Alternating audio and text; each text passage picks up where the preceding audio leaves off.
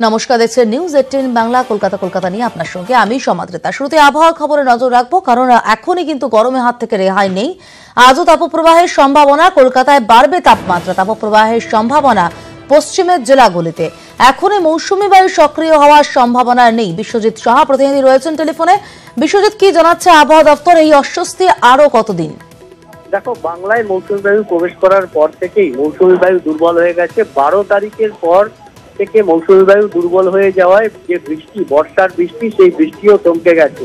ইতিমধ্যেই পশ্চিমের জেলাগুলি, পশ্চিমের যে রাজ্যগুলি, ঝাড়খণ্ড, বিহার এবং ওড়িশা, সেই রাজ্যগুলি থেকে গরম হাওয়া, শুষ্ক গরম হাওয়া বইছে।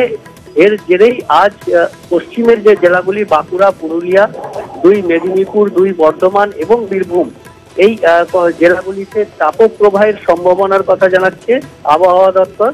একই সঙ্গে কলকাতায় গতকাল বৃষ্টির জেরে কিছুটা তাপমাত্রা কমে 34 ডিগ্রি আশেপাশে এসেছিল এবং সেই তাপমাত্রা আজ প্রায় 40 ডিগ্রি ছুঁই করবে।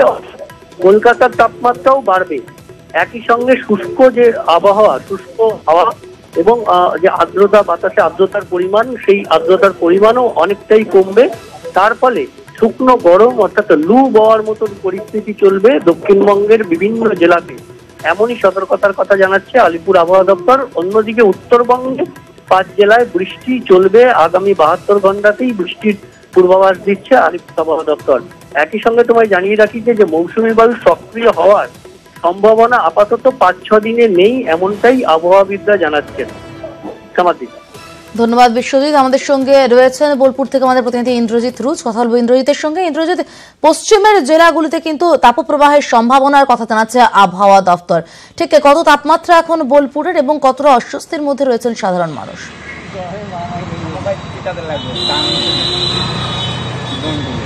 দেখো, গতকাল শান্তিনিকেতনে তাপমাত্রা ছিল প্রায় 41 ডিগ্রির কাছাকাছি এবং বিকাল দিকে একটু বৃষ্টি হলেও সে স্বস্তির বৃষ্টি কিন্তু হয়নি। আজও সকাল থেকে সেই গরমের দাবদাহ চলছে এবং শান্তিনিকেতনে যা অবস্থা, এই মুহূর্তে শান্তিনিকেতনের পর্যটকহীন চলছে প্রায়। এই মুহূর্তে শান্তিনিকেতনে যারা টোটো চালায় তারা আমাদের সঙ্গে রয়েছে, তাদের সঙ্গে একটু কথা বলে নেব। তোমাদের কি এখন টোটো কেমন চলছে গরমের সময়? না, এখন আমাদের টোটো খুব খারাপ চলছে, তার কারণে প্রচন্ড হারে গরম। আমাদের শান্তিনিকেতন বাইরে থেকে পর্যটক খুব কম আসছে। কতটা পর্যটক আসছে এই সময়? কেমন পর্যটক হয়ে থাকে? এই সময় তো অন্যান্য সময় মোটামুটি ওয়েদার যদি ভালো থাকে মোটামুটি পর্যটক আসে, কিন্তু এখন এই কদিন ধরে প্রচন্ড হারে গরম বেড়েছে, তার কারণে পর্যটক খুব কম আমাদের শান্তিনিকেতন। এই জন্য আমরা এখন মন্দায় বসে আছি, খুব দুঃখিত। আর সমাদ্রিতা, দেখো, টোটো চালকরাও বলছে তাদের মন্দা বাজার চলছে, তাদের এই মুহূর্তে পর্যটকরা শান্তিনিকেতনে আসছেন না। আমরা দেখানোর চেষ্টা করব যে শান্তিনিকেতনের যে রাস্তা পুরো ফাঁকা এই মুহূর্তে। এই সময় শান্তিনিকেতনের যে রাস্তা ভরে থাকে, পর্যটকে ভরে থাকে এবং সপ্তাহের প্রথম দিন সেইভাবেও রাস্তাতে খুব একটা ভিড় নেই। সমাদ্রিতা, দেখো, আর এছাড়াও শান্তিনিকেতনের যে সমস্ত স্টুডেন্টরা রয়েছে আমাদের সঙ্গে, এসে স্টুডেন্টদেরও একটা জলকষ্ট রয়েছে, তারাও বলবে কতটা জলকষ্ট চলছে শান্তিনিকেতনে। শান্তিনিকেতনে তো প্রচন্ড গরম পড়েছে এবার, গতবারের তুলনায় এবার অনেকটাই গরম। সেই নিয়ে অস্বস্তিতেই আছি। মানে 10টার পরে আর রাস্তায় চলাই যাচ্ছে না। আবার সেই 3-4টের সময় প্রচন্ড গরমে সমস্ত কাজকর্মও ঠিকঠাক করতে পারছি না আমরা এই গরমের জন্য। তোমরা গরমে কিভাবে বেরোচ্ছ বাড়ি থেকে? গরমে আমরা মুখে সাদা কাপড় নিয়ে কি করব, প্রচন্ড গরমের জন্য বেরোতে হচ্ছে। এবার খুব দরকার না হলে বেরোচ্ছি না। দেখো, সবাই বলছে খুব দরকার যদি না হয় তাহলে তারা বাড়ি থেকে বেরোচ্ছেন না এবং বাড়ি থেকে বেরোলেও রোদ চশমা এবং মুখে কাপড় বেঁধে তারা বেরোচ্ছে।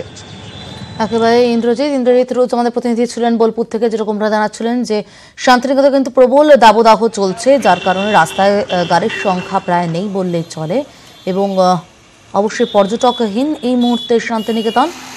স্টুডেন্টরাও রীতিমতো জলকষ্টে ভুগছেন।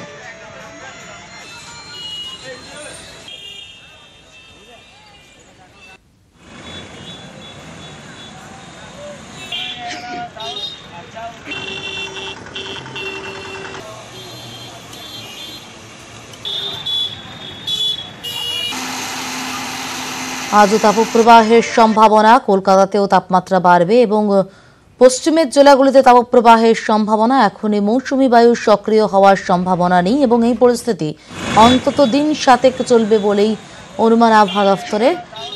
গরমের হাত থেকে রেহাই নেই এই মুহূর্তে। তীব্র দাবদাহ, অস্বস্তিকর গরমে হাঁসফাঁস মানুষ। ময়দান থেকে রয়েছেন প্রতিনিধি সৌজন মণ্ডল, কথা বলবো সৌজনের সঙ্গে। সৌজন, যে খবর পাওয়া যাচ্ছে আবহাওয়া যা জানাচ্ছে তাতে কিন্তু সপ্তাহ খানেকের মধ্যে মৌসুমী বায়ু সক্রিয় হওয়ার কোনো সম্ভাবনা নেই। আষাঢ় মাস মানে বৃষ্টি সবাই জানে, অথচ বৃষ্টির কোনো দেখা নেই। কতটা অস্বস্তির মধ্যে সাধারণ মানুষ, কি বলছেন?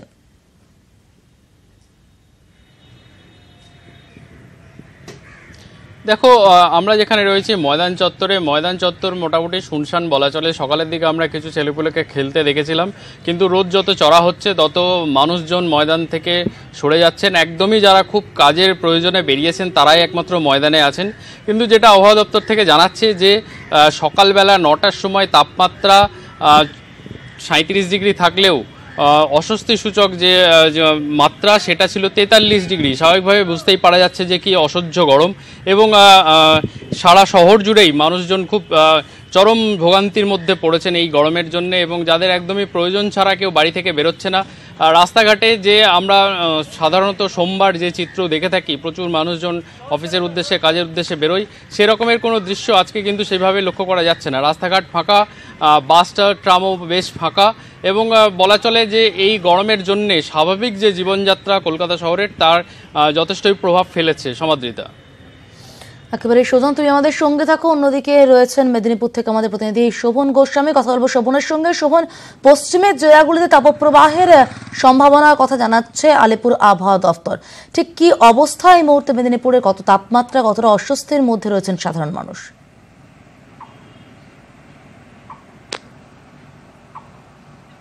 সমাদৃতা, গত 3 দিন ধরে পশ্চিম মেদিনীপুর সহ যে পশ্চিমের জেলাগুলি সেখানে কিন্তু তাপমাত্রা 40 থেকে 41 ডিগ্রির মধ্যে ঘোরাফেরা করছে। ফলত যে এবং সবথেকে বড় কথা হচ্ছে যে বেশ কিছুদিন বৃষ্টি না হওয়ার ফলে কিন্তু একটা যে শুষ্ক আবহাওয়া সেটা কিন্তু মানুষের স্বাভাবিক জীবনযাত্রায় ব্যাপকভাবে ব্যাঘাত ঘটিয়েছে। তবে আমরা আজকে সকালে জেলা মুখ্য স্বাস্থ্য আধিকারিকের সঙ্গে কথা বলেছি যে এই পর্যন্ত গরমের জন্য অসুস্থ হয়ে কেউ হসপিটালাইজড হননি।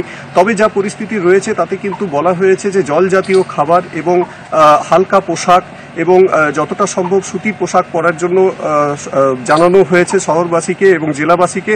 তবে সবথেকে বেশি সমস্যায় পড়ছেন যারা শ্রমিক বা যারা বিভিন্ন রকম কাজের সঙ্গে যুক্ত, ট্রাফিক পুলিশ, তাদেরকে কিন্তু ব্যাপক সমস্যার মধ্যে পড়তে হচ্ছে এই গরমের মধ্যে। সমাদৃতা, ধন্যবাদ শোভন, ধন্যবাদ সৌজন। আমরা শুনছিলাম আমাদের প্রতিনিধিরা আমাদের জানাচ্ছিলেন কি হারে গরমে বেহাল দশা গোটা রাজ্যের।